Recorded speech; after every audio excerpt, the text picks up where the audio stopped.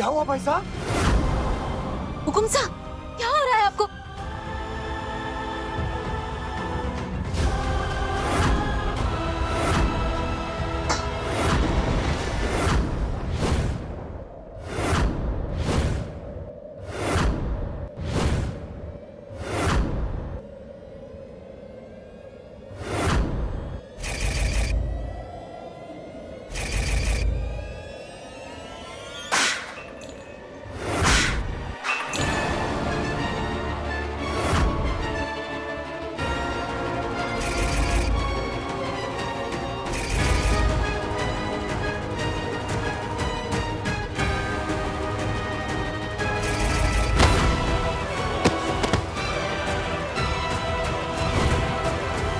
भाई साहब!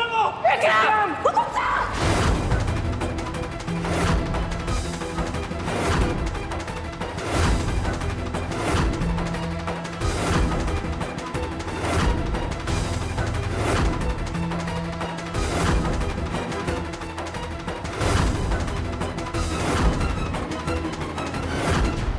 हुकुम साहब! विक्रम! अब विक्रम भाई साहब कभी ना उठने वाले, क्योंकि मन्ने सिंदूर में ऐसा केमिकल मिलाया है जो शरीर पर लगते ही किसी भी पल इंसान की सांसें छीन सकता है। एक तरफ विक्रम की अर्थी उठेगी, वहीं दूसरी तरफ उसकी मौत के लिए खेवर फंसेगी।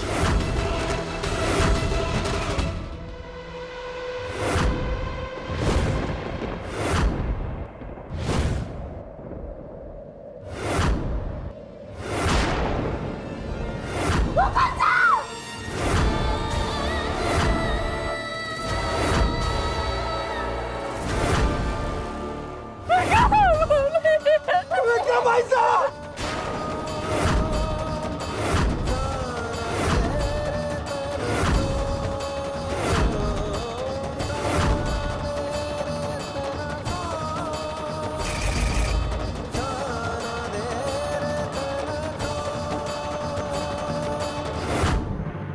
भाई साहब!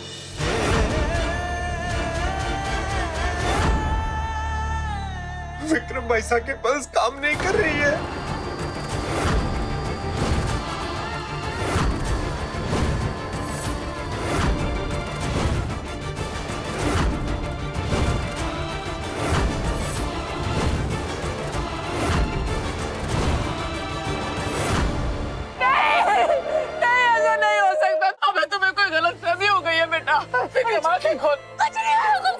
जल्दी को डॉक्टर को बुलाओ।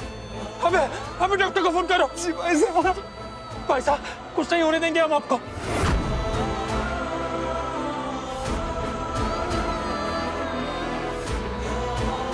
हेलो डॉक्टर साहब, मैं अभय ठाकुर बोल रहा हूँ। ठाकुर फैमिली से प्लीज इमरजेंसी होगी, प्लीज जल्दी आ जाइए। क्या हो गया हुकुम साहब को? अभी तो ठीक थी। उठिए ना हुकुम साहब।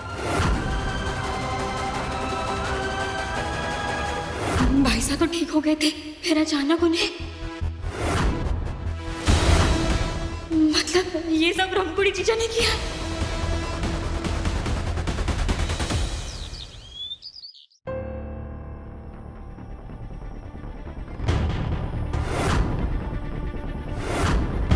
हमें पूरा विश्वास है आप ठीक हो जाएंगे भाई साहब।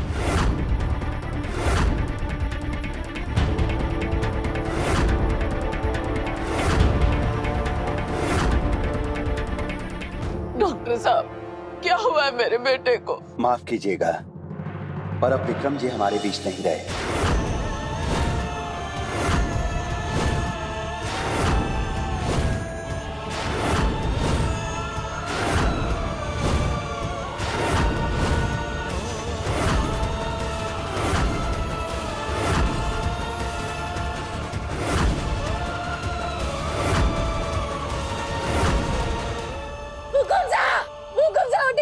मेरा बेटा मुझे छोड़ के नहीं जा सकता।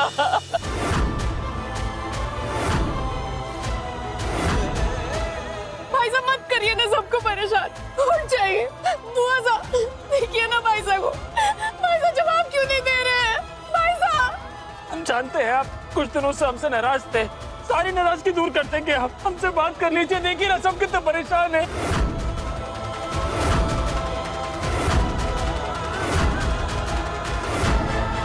वैसे छोड़ के नहीं जा सकते हमें। भाई समझ जाइए। कुंदन, सच्चाई को स्वीकारना बहुत मुश्किल है, पर हमारा विक्रम हमें छोड़कर चला गया है।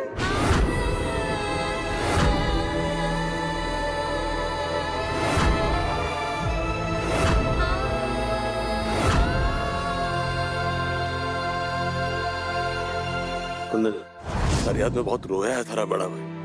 अब मुझे छोड़ के मत जाना। आयशा, आप ऐसे छोड़ के नहीं जा सकते हमें। आयशा,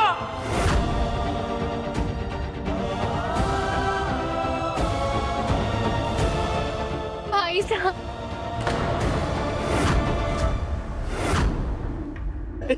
ये सब कुछ तुम्हारी वजह से हुआ है। क्या मिलाया था तुमने सिंदूर में, जिसे लगाते ही मेरा बेटा ऐसे बेचैन होकर जमीन पर गिर गया?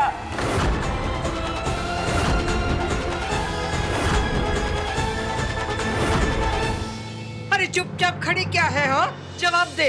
आरती की थाल तू ही लेकर आई थी ना? क्या मिलाया था तूने सिंदूर में? हाँ, मैंने सिंदूर में कुछ नहीं मिलाया। धोखा हुआ मेरे बच्चे के साथ, और वो इस घेवर ने किया।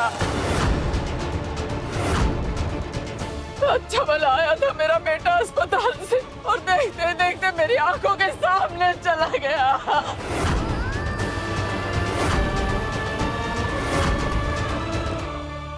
अंबिका, शांत हो जा, संभाल अपने आप को। नहीं जीजा, मैं अपने बच्चे के कातिल को कभी माफ नहीं करूंगी। अबे फोन मिलाओ पुलिस को, ये घेवर अभी के अभी जेल जाएगी।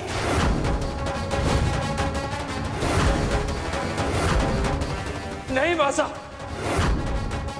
जो कुछ हुआ है उसमें घेवर की कोई गलती नहीं है। उस पर इल्जाम मत लगाइए आप।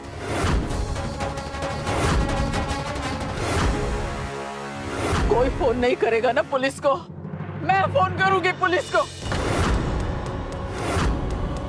लड़की को इसके किए की सजा दिलवा कर रहूंगी मैं। बासा, मत करिए ऐसा प्लीज।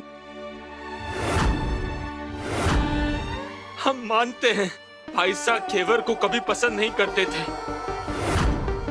लेकिन घेवर किसी की जान लेने का सोच भी नहीं सकती।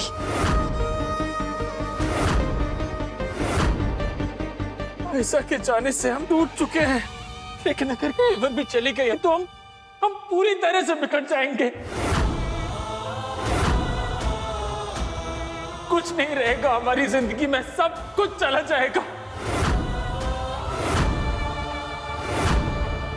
कुछ नहीं बचेगा मासा, इसलिए प्लीज मत करिए ऐसा। इतना कुछ हो जाने के बाद भी तू तेरी बिंदड़ी का साथ देना चाहता है ना? तो ठीक है, दे, लेकिन हमारा भी एक फैसला है। ऐसा फैसला बुआ सा? तुम दोनों बींद और बिंदड़ी विक्रम की अंतिम यात्रा में शामिल नहीं होंगे।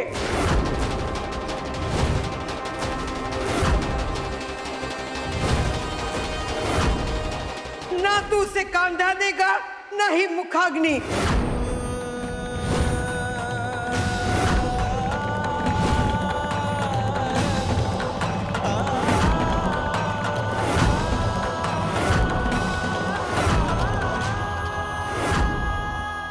जिसने हमारे बच्चे की जिंदगी छीनी है, उसकी छाया भी अपने भतीजे पर नहीं पड़ने देंगे। कुंवर साहब, संभालिए अपने आप।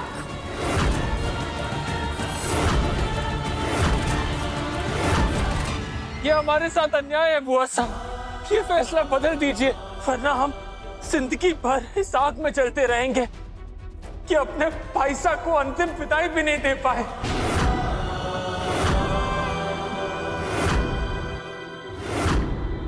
मान जाइए ना, हमसे हमारे छोटे भाई होने का हक मत छीनिए। नहीं सुनना है हमारे को कुछ भी। चले जाओ तुम दोनों यहाँ से। चलिए कुंवर साहब, चलिए।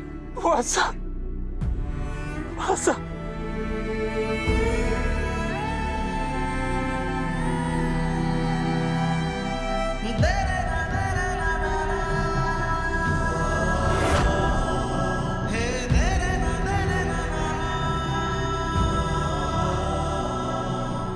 चलिए यहाँ से।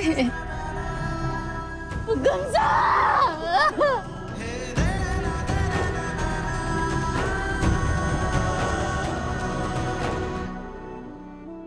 वर्ष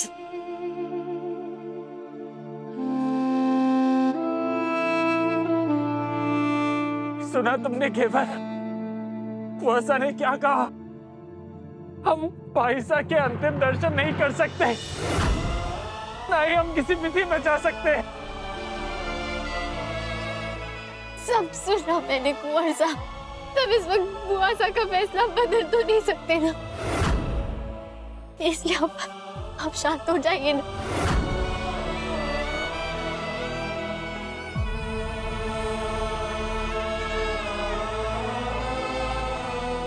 शांत हो जाइए।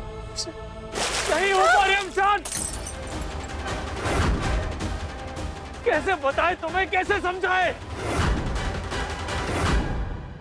केवल अभी कुछ देर पहले हमने अपने भाई साहब को खोया है। वो भाई साहब जिनकी मौत का सपना हम पहले ही देख चुके थे। कैसे शांत हो जाए हम? कुंवर साहब, हमें सोचकर ही डर लग रहा है केवल हम अपने भाई साहब से कभी नहीं मिल पाएंगे, कभी नहीं देख पाएंगे उन्हें। और हमारी पूरी किस्मत तो देखो, उनका अंतिम संस्कार भी नहीं कर सकते हम। और मासा इस सब के बीच तुम्हें जेल में भेजना चाहती है। इतना लाचार इससे पहले हमने कभी महसूस नहीं किया है जितना आज कर रहे हैं केवल।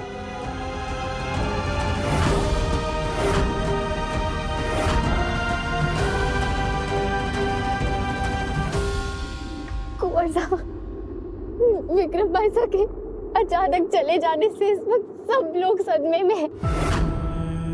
माँ साहब, बुआ साहब, वो जो भी बोल रही है शायद कुछ समझ नहीं पा रही, इसीलिए आप उनकी बातों को दिल पर मत लीजिए, बुरा मत मानिए उनकी बातों का। जब इंसान अंदर से टूटा होता है ना, तब उसके शब्द नहीं, उसके शब्दों के पीछे का दर्द समझना चाहिए। आप इस वक्त अपने आप को संभालिए कुंवर साहब, आइए आप।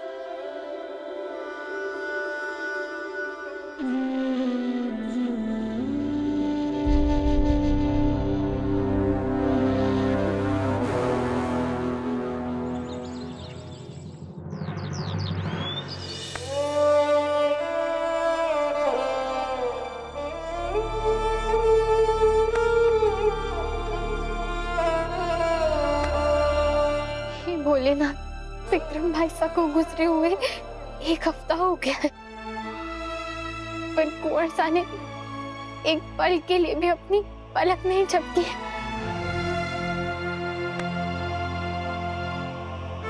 उन्हें तो सोने से भी डर लगता है।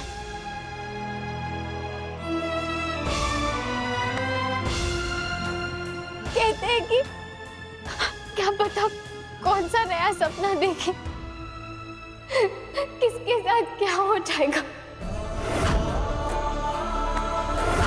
हमारे से उनकी हालत देखी नहीं जाते, क्योंकि अगर वो ऐसे ही रहे तो उनका मानसिक संतुलन बिगड़ जाएगा। कृपा करके मारे को रास्ता दिखाओ भगवान। घर पर कोई मारे से बात नहीं कर रहा, ऐसे में आपको ही हमारी मदद करनी होगी।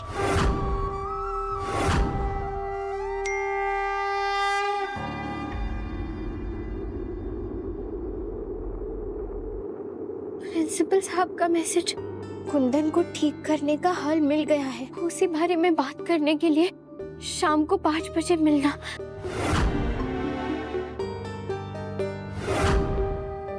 धन्यवाद भोलेनाथ।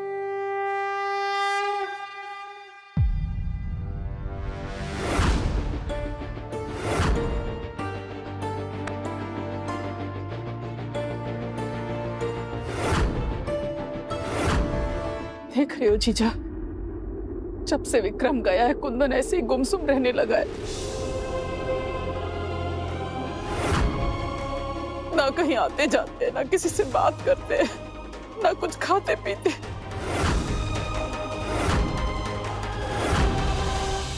माँ साहब, बुआ साहब, अच्छा हुआ आप दोनों आ गए। एक बार फिर से कोशिश कीजिए ना कुंवर सा से बात करने की, उन्हें कुछ खिलाने की। देखिए ना, वो इतने दिनों से ऐसे ही बैठे।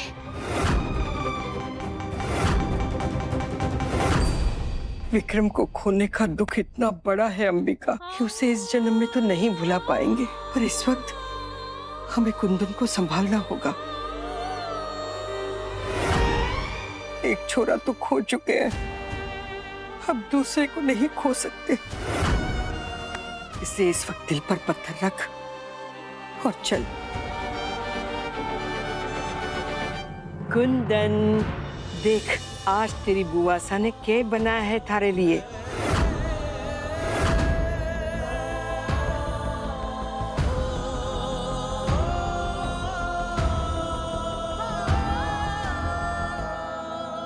थारी सबसे पसंदीदा गट्टे की सब्जी। ले खा और बता मन्ने, कैसी बनाई है तारी बुआ सा ने गट्टे की सब्जी।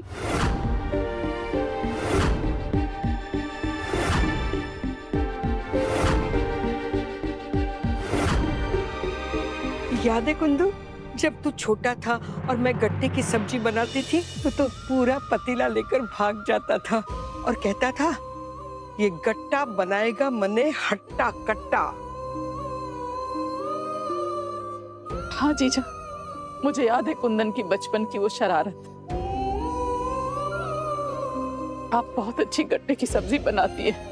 आपकी सब्जी तो बनाती है हट्टा कट्टा। तो खिला दीजिए ना मेरे कुंदन को खाना।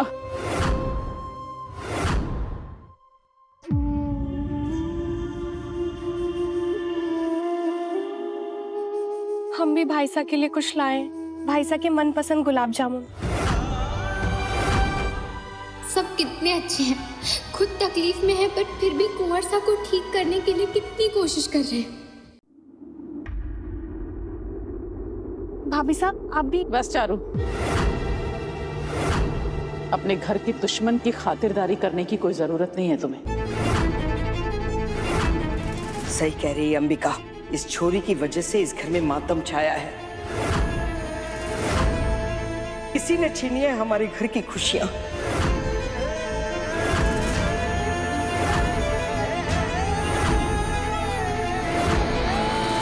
केवल ने कुछ नहीं किया है, सबके दुख के जिम्मेदार हम हैं।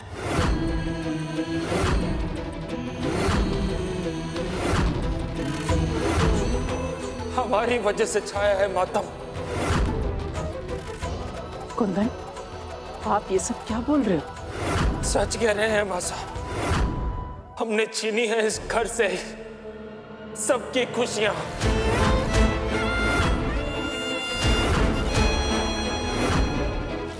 हमें कुछ दिनों से सपने आ रहे थे और वो सारे के सारे सपने सच हो रहे थे।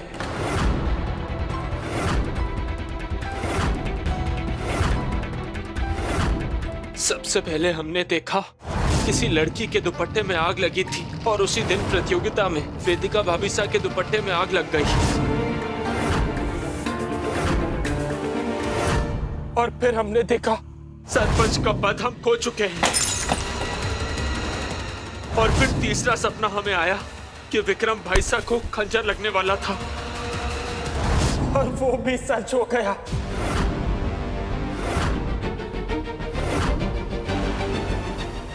हमें कुछ समझ नहीं आ रहा था कि क्या करें, इसलिए पंडित जी के कहने पर हमने पूजा रखवाई थी। पूजा के समय पे भी हमें भाईसा दिखे और उनकी मौत दिखी। हम अस्पताल जा रहे थे उनसे मिलने। हम दरवाजा खोलने गए और हमने देखा कि भाई साहब वापस घर आ गए। हम कुछ सोच पाते समझ पाते उससे पहले ही भाई साहब बेहोश हो गए और कुछ ही मिनटों में हम सब कुछ छोड़कर चले गए। मतलब आप सब कुछ जानते थे?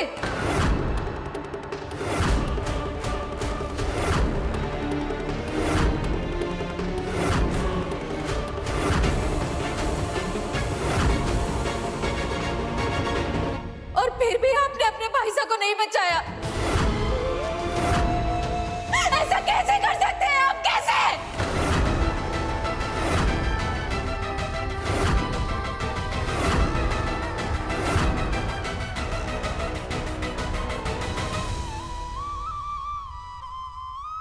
हम भी तब से यही सवाल कर रहे हैं खुद से भाभी साहब, कैसे नहीं बचा पाए भाई साहब को।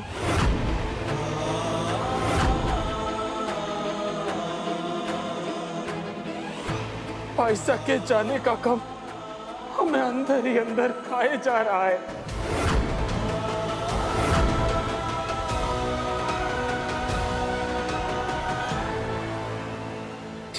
कैसे नहीं बचा पाए भाई साहब को। हमारे दिमाग ने काम करना बंद कर दिया है, दम घुटने लग गया है हमारा, हर एक सांस बोझ सी लगने लगी है। अरे कितने भी बोझ में क्यों ना दबे हो आप, लेकिन इस सच को नहीं बदल सकते।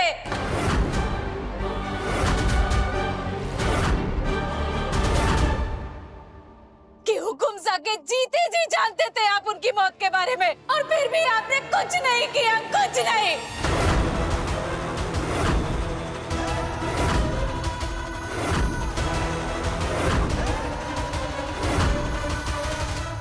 कुछ भी हो जाए, लेकिन हम आपको आपकी इस गलती के लिए कभी माफ नहीं करेंगे, कभी नहीं।